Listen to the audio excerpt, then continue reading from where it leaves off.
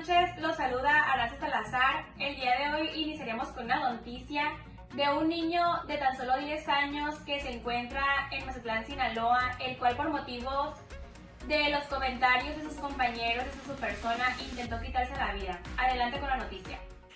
Juanito era un niño muy alegre, seguro de sí mismo y la verdad que siempre ha tenido muchos amiguitos. Nunca le había importado o nunca se había sentido mal por tener labio leporino. No era como un impedimento pues para que él conviviera de forma sana con los niños. Pues llegaba a casa y la verdad que uno como madre se da cuenta cuando no están bien las cosas con nuestros niños. No se mostraba con la misma felicidad que antes. Entonces yo le pregunté: mijo, ¿qué tienes? Y él me dijo: mamá, es que ya no quiero ir a la escuela porque se burlan mucho de mí. Entonces fue ahí donde me pregunté qué está pasando con mi hijo. Llegaban y me enseñaban fotos y decían que el niño era como yo, porque hablaba como yo. Y a mí me daba mucha tristeza y muchas ganas de llorar. Juan siempre se ha portado de una buena manera, es un niño muy amable, es muy atento, nunca se había quejado del comportamiento que habían tenido sus compañeros, de que lo habían tratado mal. Él incluso tiene lento aprendizaje, pero con ayuda de USAER y con la intervención que doy dentro del aula, hemos podido incluirlo a las clases. Los niños hasta se pelean por estar en el equipo poner. Siempre han querido integrarlo y hacerlo parte de, porque es bastante bueno dibujando, imaginando. Incluso más allá de todo, siempre los niños trataron de ver esas virtudes que lo caracterizan. Pero es que las redes sociales en verdad son muy poderosas y a veces tienen contenido que influye bastante en el comportamiento de las personas y en este caso de los niños dentro del aula y también dentro de la escuela. Por eso decidí ir a platicar con la maestra porque las burlas que le daban a Juanito las hacían en recreo, donde aprovechaban los chamacos que nadie los estuviera viendo. Y pues sí, la verdad, estaban afectando mucho a mi niño. Y sí, claro que sí, en cuanto la madre de familia me hizo notificar lo que estaba sucediendo, yo tomé cartas en el asunto.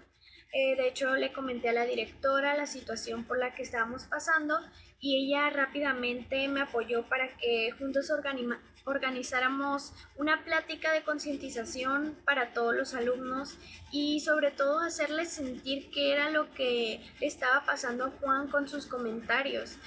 Hablamos con los padres de los niños, incluso en el consejo técnico decidimos incluir en nuestra ruta de mejora fomentar las guardias para que estemos más al pendiente de lo que hacen los niños en el recreo. Pero pues tristemente Juan ya estaba bastante dañado con la situación y decidió en un momento de tristeza hacer lo que hizo. Pues él estaba en su cuarto según haciendo su tarea cuando de repente llega asustado conmigo, pues arrepentido de todo lo que había tomado y para que yo lo llevara al doctor. Afortunadamente no había ingerido tanto, pero pues imagínense cómo me sentía yo como madre al ver todo lo que le estaba causando a mi hijo del que se estuvieran burlando de él. Yo me sentía muy triste y solo porque la gente no se dejaba de burlar de mí y yo pensaba que nunca iban a dejar de burlarse de mí. Tenía mucho miedo y por eso fui a decir a mi mamá. Pues ya se debe imaginar nuestra sorpresa, nuestra amarga sorpresa al enterarnos de la noticia. Afortunadamente el niño está bien, está estable, pero vea lo que hacen hacer unas simples burlas, como dirían algunos, unas simples bromas, que sin darnos cuenta llegan a provocar esto. Y fuimos afortunados, porque cuántas personas no hay que se han quitado la vida por situaciones que son similares a esta, y sin darnos cuenta de lo que sufrían. Es nuestro trabajo, nuestra obligación como docentes, el brindarle a los alumnos las herramientas necesarias para progresar. Existen leyes que nos comprometen a esforzarnos para lograr la inclusión. Tristemente, como docentes, no siempre podemos observar todo lo que pasa con nuestros alumnos.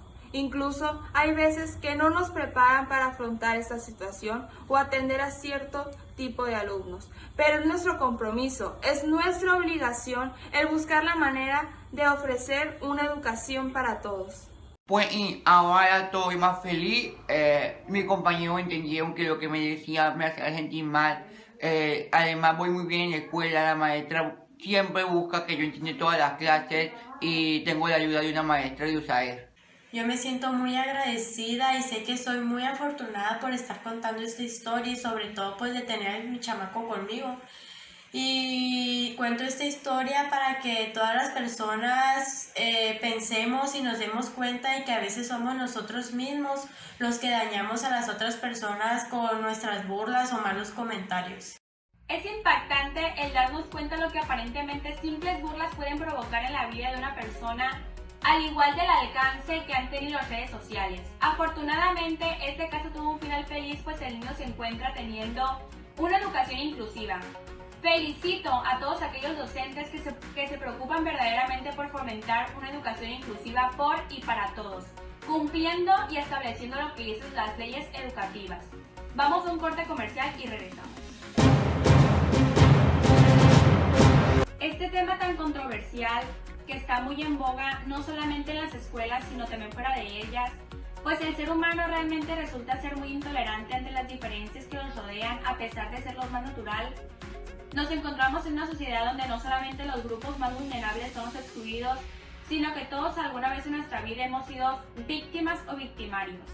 Para hablar más sobre este tema se invitó a la doctora experta en inclusión, Mitzel Valenzuela, la cual nos hablará un poco sobre esto. Bienvenida, doctora. Hola a todos, muchísimas gracias por la invitación.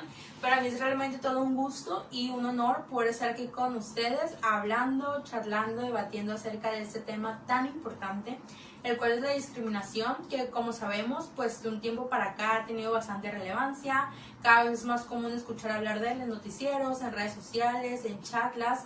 Las personas como que lo quieren conocer un poco más, lo han adoptado un poco más o le han buscado más sentido en cuanto a ciertas acciones cotidianas, en ciertos fenómenos sociales que nos toca observar, lo cual es bastante bueno, pues es un tema que nunca ha dejado de ser importante, que nunca debemos dejar de lado y siempre hay que conocerlo, hay que informarnos, hay que actualizarnos en el tema, hay que dominarlo, hay que saber qué ofrece, qué dice, cómo combatirlo, cómo afrontarlos en algún momento nosotros o alguien cercano a nosotros se encuentra en una situación de discriminación, lo cual desafortunadamente pues también es algo común. Y como te decía, de un tiempo acá ha tenido bastante relevancia, cada vez es más común escuchar hablar de él, pero desafortunadamente no es de una manera positiva, no es para decir, ¿sabes qué? Hay menos discriminación en México, los casos de discriminación han disminuido, no, desafortunadamente es para referirnos a que alguien está siendo discriminado, a que un cierto grupo social está siendo discriminado, a decirnos que esas cifras de discriminación van cada vez más en alza, lo cual es bastante lamentable, lo cual creo que debemos de erradicar, creo que todos debemos de erradicar, pero bueno, es bastante difícil y más al momento en el encontrarnos en una sociedad que aún desafortunadamente es bastante errada, es bastante cerrada, aún hay muchas conductas de discriminación y aún hay muchas de estas que siguen siendo normalizadas, pero bueno, de las cuales ya hablaremos más adelante. Muchas gracias, doctora, por haber aceptado nuestra invitación. Es un honor para todos el tenerla aquí en este día. Introdúzcanos a todos en este tema y pónganos en contexto, por favor. Respondiendo a tu pregunta, creo que es bastante importante aclarar y precisar que el país en el que vivimos, México, es todo un país multicultural, pues nos hemos permitido identificar todo ese gran número de culturas, de tradiciones, de costumbres, de grupos étnicos que tenemos en nuestro país. Hablando de los grupos étnicos, creo que es una pieza bastante importante y fundamental en nuestra cultura, en nuestro país, enriquecen bastante, los cuales se encuentran a lo largo de toda la República Mexicana y son quienes establecen pues ciertas costumbres, tradiciones, rituales, su propia lengua, etcétera, y que son un grupo bastante vulnerable en cuanto a materia de discriminación y pues como te comentaba, son quienes dan una pieza bastante fundamental a lo que es toda nuestra diversidad y toda la riqueza cultural que tenemos en nuestro país. Por otro lado, quienes no formamos parte de algún grupo étnico, claro que también damos una pieza bastante fundamental y buena en lo que viene siendo pues nuestra cultura, a esa multiculturalidad de la cual te hablaba a través de nuestras formas de ver la vida, de reaccionar a los problemas, de que adoptamos nuevas costumbres, nuevas tradiciones, de cómo las costumbres y tradiciones que ya están las vamos modificando, las vamos adaptando a la nueva sociedad, cómo reproducimos algunas sin cambiarles nada a través de nuestros gustos, de nuestras preferencias, de nuestras características personales que nos hacen ser personas sumamente auténticas y distintas sin excepción alguna.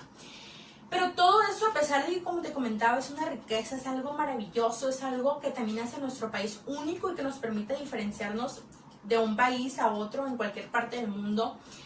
Lamentablemente también es lo que genera muchas diferencias entre ciertas localidades, entre grupos sociales, entre personas, de donde comienzan a surgir problemas de discriminación, de desigualdad, de exclusión, lo cual pues son bastante lamentables y que pues no deberían, porque pues simplemente todo enriquece y pues forma parte de esa multiculturalidad y esa riqueza, pero bueno, lamentablemente la sociedad aún no lo puede ver así, y es por esto que México aún no da ese brinco tan importante que otros países en otros continentes ya han dado, el cual es el de ir de un país con multiculturalidad a ir a un país con pluriculturalidad. Es algo que México aún está bastante estancado, aún no se permite dar ese brinco por todas esas condiciones de discriminación y desigualdad que cada día se ven, que cada día, como te comentaban, van en alza y que cada día son más difíciles de erradicar. Pero pues bueno, estamos trabajando por ello y creemos que con un arduo trabajo y yendo paso a paso podemos tal vez no eliminarlas en un tiempo corto, pero pues tal vez disminuir esos niveles de discriminación. ¿Usted se refiere únicamente a aspectos económicos? No. La discriminación no solamente surge por apartar a alguien o excluirlo por factores sociales. Discriminación tiene muchísimas variables, hay muchísimos tipos de estas.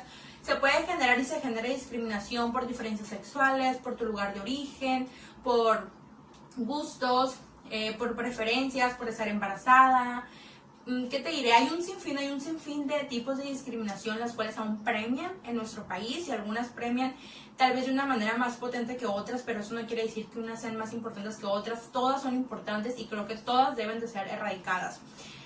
Además que el hecho de que una persona sufre discriminación, la sufre desde el momento en que se le da mejor dicho, no se le da voz, no se le da voto al momento de tomar alguna decisión, al momento de tener una iniciativa, se le excluye de ciertas actividades, se le excluye de que pueda participar en ciertas cosas. Además que para discriminar, no solamente podemos discriminar en el hecho de excluir a alguien, no escuchar sus participaciones, no tomarlas en cuenta o no darle ni siquiera la oportunidad de que lo haga.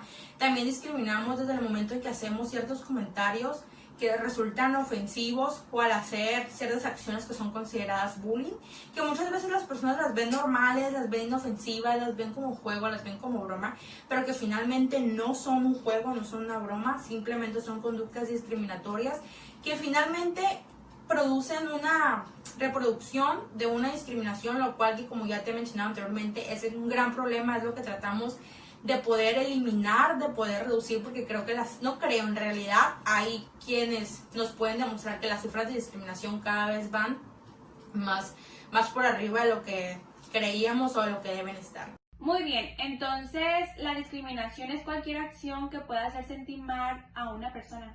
La discriminación es aquella conducta de prejuicio que limita o que niega la participación a una persona, a un grupo social, a una institución, etcétera, y que, como ya te mencionaba anteriormente, muchísimas veces esas situaciones de discriminación no nada más las ejercemos, las reproducimos al momento de negarle la participación, negarle el hecho de que hablen, de que se expresen, sino muchísimas veces a través de ciertos comentarios prejuiciosos, de ciertos comentarios ofensivos, y como te decía, creo que es un gran pero serio problema que tenemos en este país.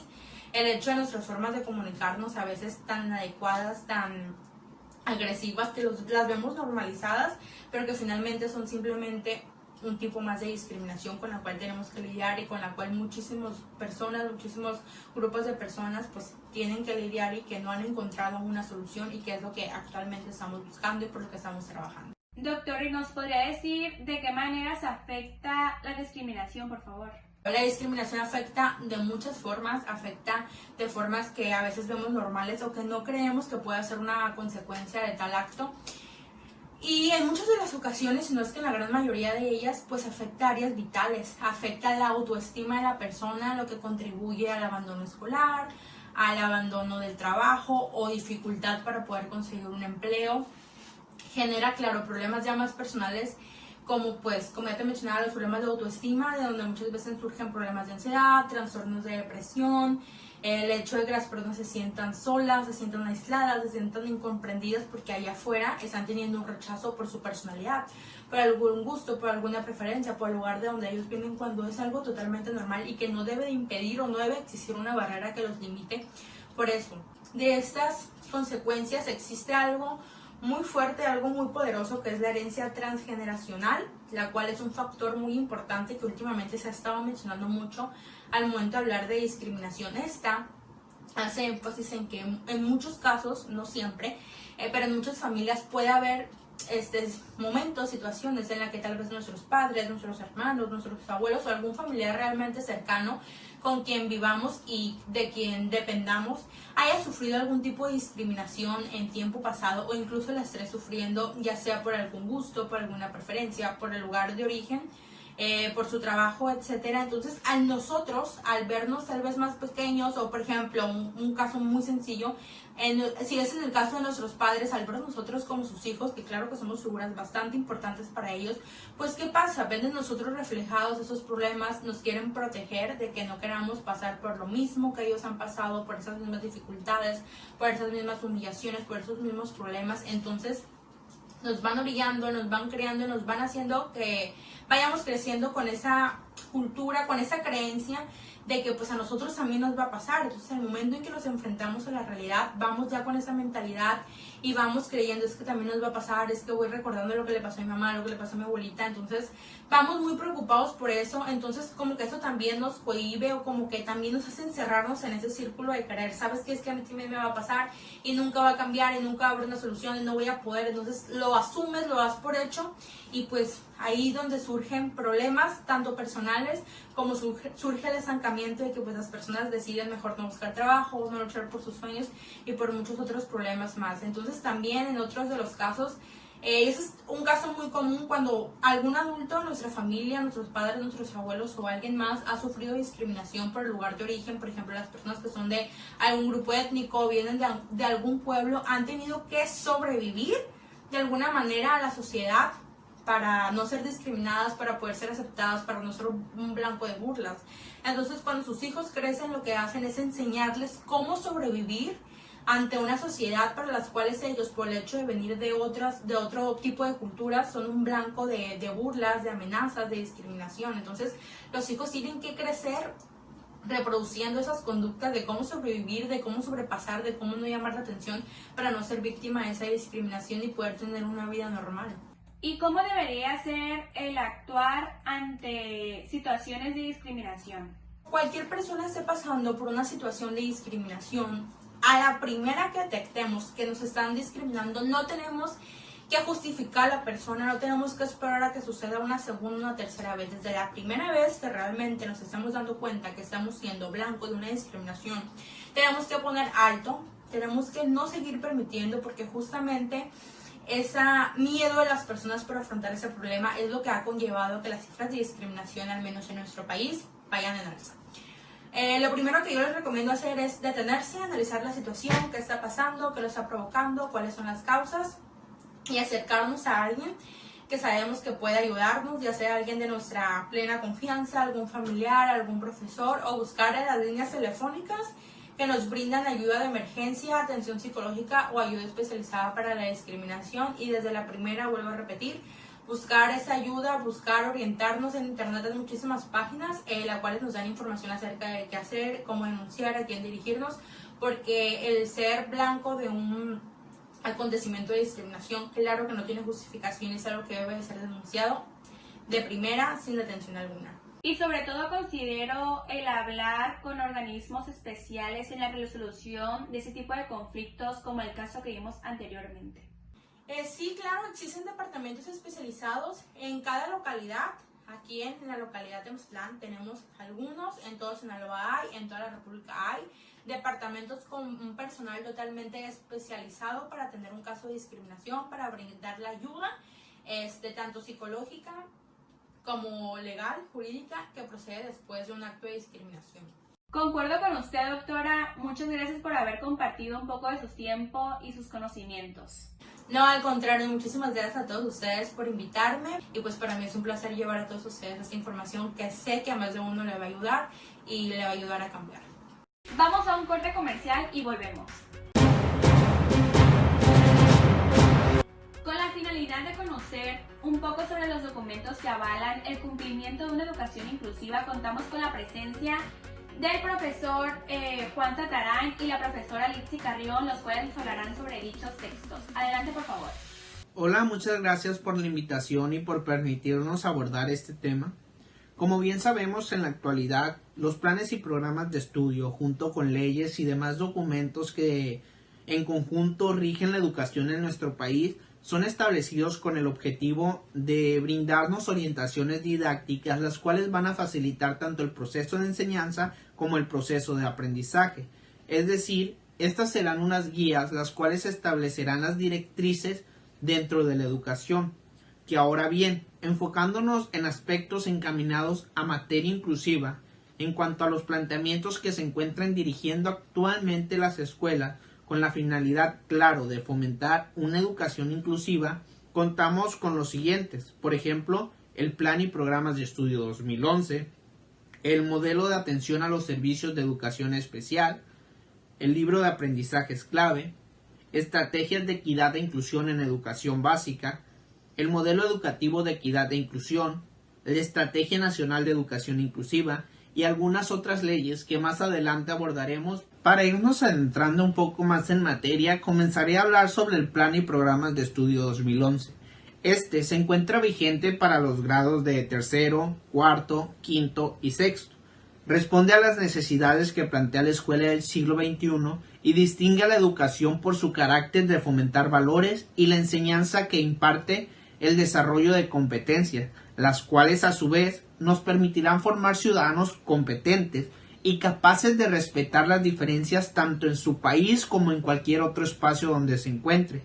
Este programa tiene un enfoque por competencias, como lo mencionaba anteriormente, y una de las más importantes que podemos rescatar es la que aborda lo relacionado a la inclusión, la cual nos menciona que debemos desarrollar en los alumnos principalmente valores como lo son la empatía, el poder crecer junto con los demás, trabajar de manera colaborativa y reconocer la diversidad social, la diversidad cultural y la diversidad lingüística.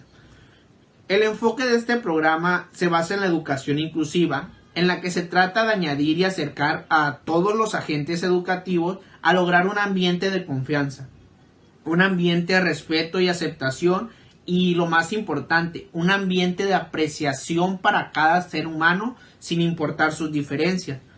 Es importante que logremos que los alumnos comprendan que ser diferentes no significa ser inferiores. Este programa, desde el centro de atención, está enfocado en los estudiantes, estableciendo el actuar de nosotros como docentes a través de principios pedagógicos, en los cuales podemos destacar el siguiente.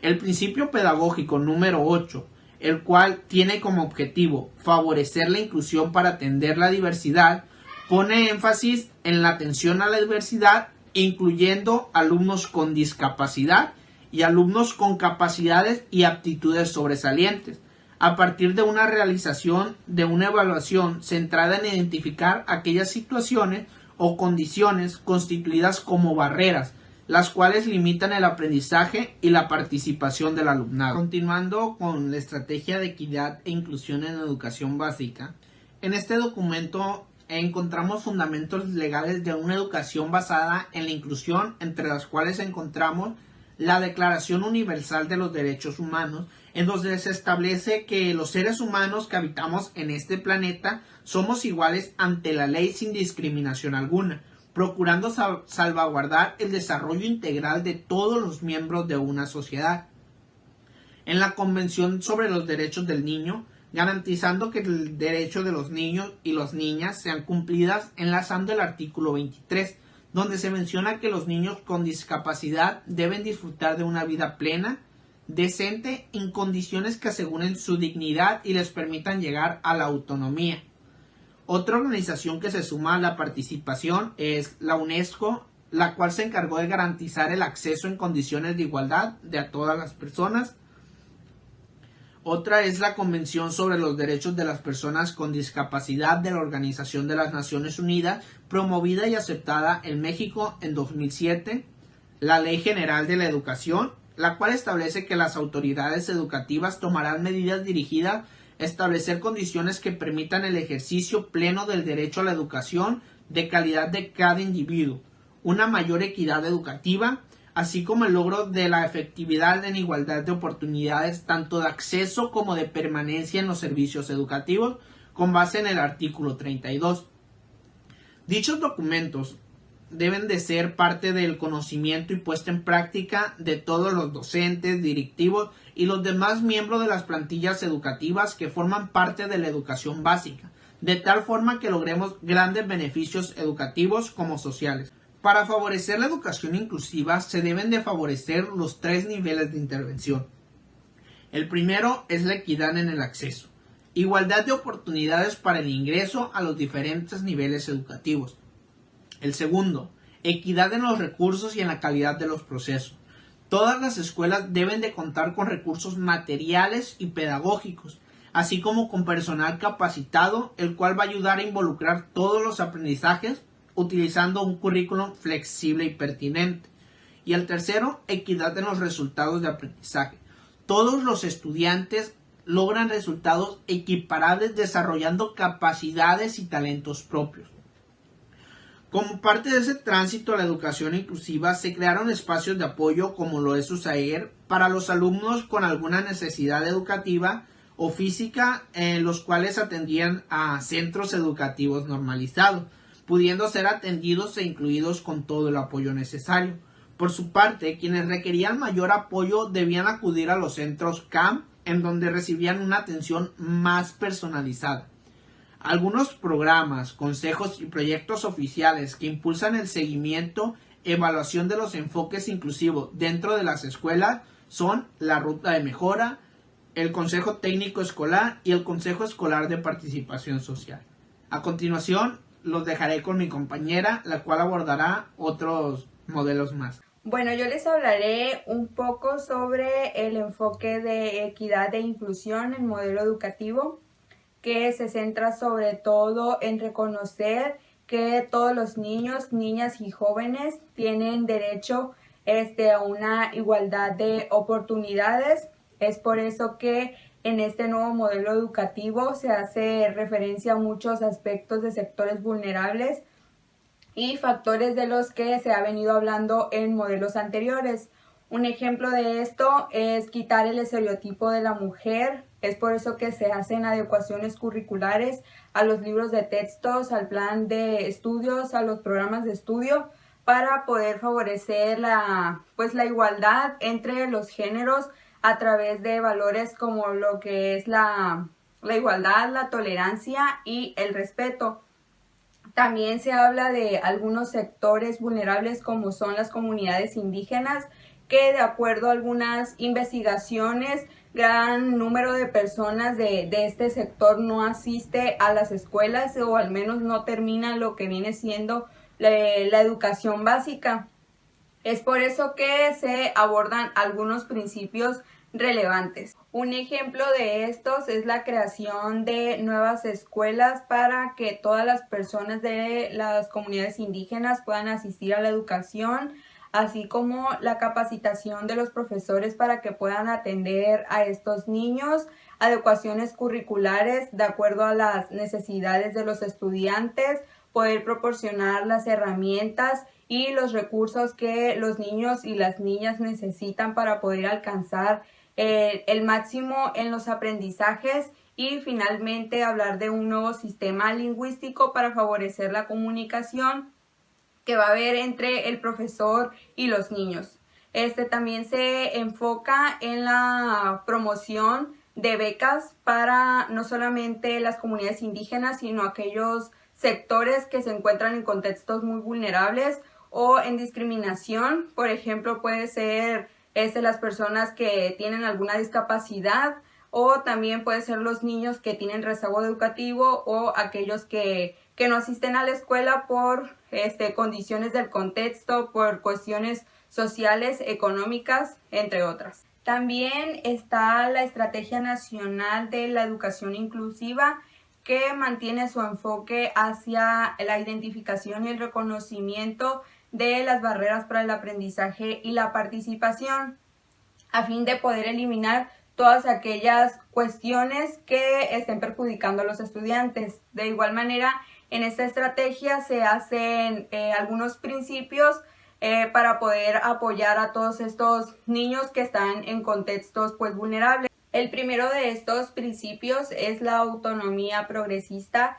que habla sobre la igualdad de oportunidades que debe existir entre todos los niños y jóvenes estudiantes. También hablamos de la corresponsabilidad, que sería el apoyo mutuo, la colaboración de todos los agentes educativos para poder aprovechar el potencial de los estudiantes, que va de la mano con la excelencia educativa, que se trata de valorar todas las características y los potenciales de los niños para poder alcanzar un alto nivel de logro de aprendizajes. Y también está la igualdad sustantiva, que se centra en la igualdad de oportunidades de todos los estudiantes mediante el trabajo de valores como el respeto y la solidaridad. También se habla de la inclusión, que ha sido abordada como un enfoque, como una práctica en donde se reconocen las diferencias existentes entre un individuo u otro y poder asegurar la participación de todos estos. Y también está lo que es la inclusión en la educación, que es asegurar la participación, en este caso, de todos los niños en todas las actividades educativas mediante un enfoque de participación y tolerancia.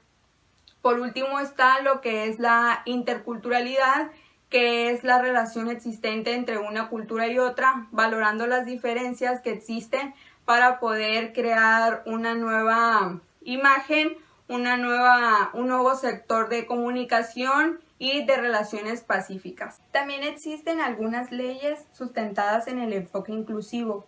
El primero de ellos es el artículo 3 de la Constitución mexicana, en donde se aborda que todos los ciudadanos tenemos derecho a la educación. El Estado deberá garantizar que esta educación sea laica, gratuita y obligatoria. También está el artículo 23, que aborda que todas las personas con discapacidad tienen derecho a poder ejercer su reproducción, a participar en la sociedad libremente y activamente. También está el artículo 24, que aborda el derecho a la educación inclusiva. Todos los estados deberán verificar que el sistema educativo sea ajustado a un enfoque inclusivo en donde todas las personas puedan participar en las actividades escolares a través de los valores. Está el artículo 33, que habla de la capacitación para los profesores a fin de poder atender a los niños con discapacidades y estudiantes con aptitudes sobresalientes. El artículo 41, que habla sobre propiciar espacios y condiciones óptimas para trabajar con los estudiantes a través de un enfoque inclusivo. El artículo 58, que habla sobre la promoción de los valores entre los niños y niñas, respetando la diversidad existente entre unos y otros. Finalmente, el artículo 41 de la Ley General de Educación, enfocado en la educación especial, que tiene como finalidad eliminar todas las barreras para el aprendizaje y la participación de todos los estudiantes. Esta es toda la investigación. Muchas gracias, profesores, por brindarnos este tipo de información. Realmente reconozco la importancia que tienen este tipo de documentos, pues de alguna u otra manera todos nos encontramos inmersos en la educación, al igual de reconocer la importancia que esta tiene en el moldamiento de futuras generaciones. No me queda nada más que decir que nos encontramos en un país donde la diversidad se desborda, con 68 lenguas y 65 pueblos indígenas aproximadamente, con personas con diferentes gustos, diferentes rasgos que nos hacen diferentes entre sí. Somos un país pluricultural y nos debemos sentir orgullosos de lo que somos y de lo que ofrecemos al mundo, aceptando, respetando y sobre todo valorando las diferencias que nos caracterizan y nos hacen un país diverso. Muchas gracias a todos los televidentes que se encuentran mirando las noticias desde casa. Vamos a un corte comercial y volvemos.